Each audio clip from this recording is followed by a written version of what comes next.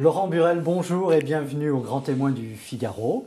Vous êtes le PDG de Plasticomium, l'un des plus grands équipementiers de la planète en matière automobile. Et vous êtes depuis quelques mois le président de l'AFEP.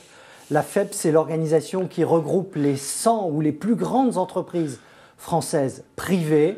Vous êtes donc au cœur des réformes en France, d'une certaine manière. Alors, en tant que président de l'AFEP, et c'est à ce titre que nous vous recevons, dans quel état d'esprit aujourd'hui sont les entreprises? Comment elles se portent? Comment vous voyez la situation de la France, finalement? Oui, juste un mot sur la FEP avant de répondre à votre question. La FEP, c'est tout à fait considérable. C'est 13% du produit intérieur brut français. C'est 24% des impôts et taxes sur le travail. C'est 60% de nos exportations. Oui, c'est 2 millions d'emplois. Donc nous sommes le fer de lance de l'industrie et du commerce national français en exportation, en innovation, en investissement. Donc les grandes entreprises, les très grandes entreprises françaises privées sont indispensables à notre pays et à sa croissance. D'accord. Et alors dans quel état est la France aujourd'hui, tel que vous la voyez, tel que vos adhérents vous remontent l'information d'une certaine manière? Alors ces 100 entrepreneurs veulent y croire, veulent être optimistes, ne sont pas satisfaits de la situation dans laquelle nous sommes. Mais nous savons que ce gouvernement a reçu un mandat clair, très clair, après une campagne longue, très longue. Le gouvernement veut transformer et réformer, nous aussi, ça tombe bien. Nous pensons qu'il y a deux piliers pour le gouvernement, qui est son pilier social et son pilier fiscal. Le pilier social, Madame Pénicaud, grande spécialiste reconnue, a présenté ses ordonnances. Il y a 10 points qui ne nous conviennent pas, bien évidemment. Si on fait la somme des intérêts particuliers de chaque entreprise dans chaque secteur, nous aurions aimé plus de ici et moins là. Mais globalement, c'est bon pour le pays. C'est bon, à mon avis, pour l'attractivité de la France, pour l'investissement en France, pour la solidité des lois. Et nous acceptons de manière vigilante.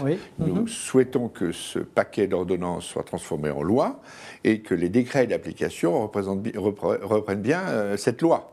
Cela n'est jamais sûr. Ce sont 3 étapes successives. Nous serons très vigilants. Nous avons envie d'y croire. Nous avons envie d'adhérer. Nous sommes positifs. Et comme industriel pur sucre, c'est pour ça que mes pères m'ont choisi et m'ont élu, je supporte, en tant qu'entrepreneur, ce paquet qui sera amélioré dans le futur, mais c'est une bonne étape. D'accord. Et sur le volet fiscal, la même confiance? Alors, le volet fiscal, le même type de confiance. Nous n'avons pas le détail de ce qui va être présenté. Nous en avons les grandes lignes, puisque nous travaillons en harmonie avec le gouvernement et nous échangeons depuis le mois de mai de manière journellement, comme il le fait avec les autres parties prenantes et les syndicats d'employés.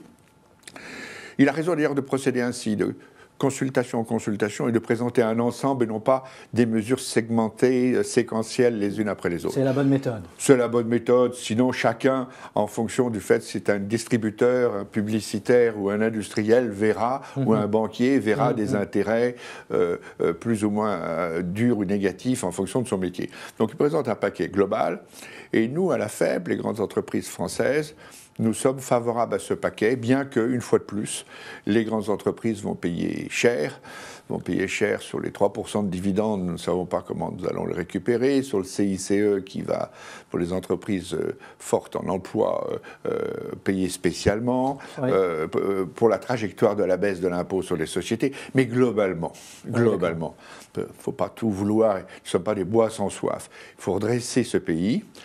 Le gouvernement veut redresser le pays. Nous voulons vivre dans un pays qui va mieux. Aidons à cette première étape. Puis nous verrons la dernière étape, qui sera l'étape budgétaire, les efforts. Pourquoi est-elle si fondamentale, cette étape budgétaire, finalement? C'est comme dans une famille. Si vous voulez, de manière pérenne, conserver vos équilibres, il faut que les lois sociales et les lois fiscales vous protègent et vous permettent de travailler. Mais il faut aussi que la maison mère, l'État, soit dans un budget équilibré. On nous parle sans arrêt de l'Allemagne, ce qui n'est pas mon cas. Il y a un point en Allemagne qui me plaît, c'est son équilibre budgétaire.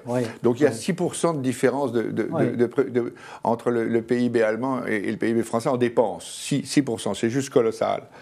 Convergeons donc sur 10 ans dans cet effort budgétaire. Et de manière pérenne, le pays ira mieux. Et là, d'une certaine manière, on pourra rendre aux Français, rendre aux entreprises. Bien sûr. Et on rentre dans un cercle vertueux. Ouais. Est-ce que vous redoutez... Le chômage à 10% n'est pas inéluctable. Il est le double de la moyenne européenne. Nous, grandes entreprises, et même les autres entreprises, nous ne voulons pas vivre là-dedans. Oui, je comprends. Est-ce que vous redoutez, finalement, qu'il y ait un vent de colère qui gagne la France et que ça stoppe ce mouvement de croissance, ou vous êtes plutôt confiant? Les Français, nous sommes là de nos particularismes, y compris du mien. Oui. La somme de nos individualités ne va pas faire avancer le pays. Il faut que nous ayons un fédérateur. Je crois qu'on en a un. Donnons-lui un pot de confiance, aidons-le. Puis nous verrons vite dans ce qui se passera. Mais moi, je pense qu'il y a un vent d'optimisme dans l'industrie. Monsieur Burelle, merci beaucoup. À bientôt.